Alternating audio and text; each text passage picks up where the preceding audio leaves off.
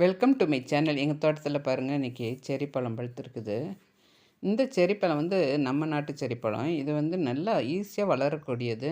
இது விதைகள் நல்ல முத்தின விதையை எடுத்து போட்டோம்னாலும் வளருது.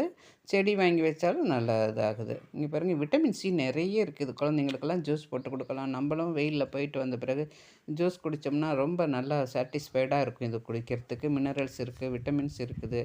அதனால் இது நல்லா சாப்பிட்லாம். கொஞ்சம் புளிப்பு சுவை இருக்கும். கொஞ்சம் பழம் நல்லா பெருசாகிடுச்சின்னா உங்களுக்கு இந்த புளிப்பு சுவை கூட மாறி நியூட்ரலாக இருக்குது. ஓவர் டேஸ்ட் புளிப்பு இனிப்பு இல்லாட்டி கூட புளிப்பு கம்மியாகி நல்லா இருக்குது சாப்பிட்றதுக்கு. வருஷம் முழுக்க இது இப்போ காய்க்கக்கூடியது தாங்க.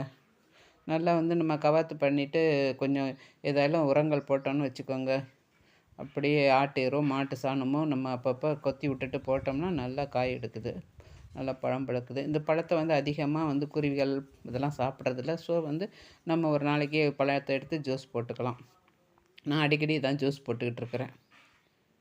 நமக்கு ஃப்ரெஷ்ஷாகவும் இருக்குது, அதே நேரத்தில் வந்து நல்ல ஒரு நியூட்ரியன் சத்து நிறைந்ததாகவும் இருக்குது.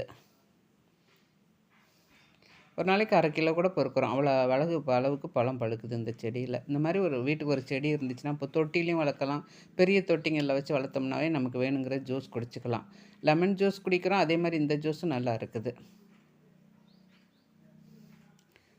இப்போ செடி பெருசாக பெருசாக பழங்களும் நல்லா நம்ம என்ன சத்து கொடுக்குறோமோ அதை பொறுத்து பழங்கள் வந்து நல்லா பெருசாக காய்க்குது. அதுவும் புளிப்புத்தன்மையும் கொஞ்சம் கம்மியாக இருக்குது.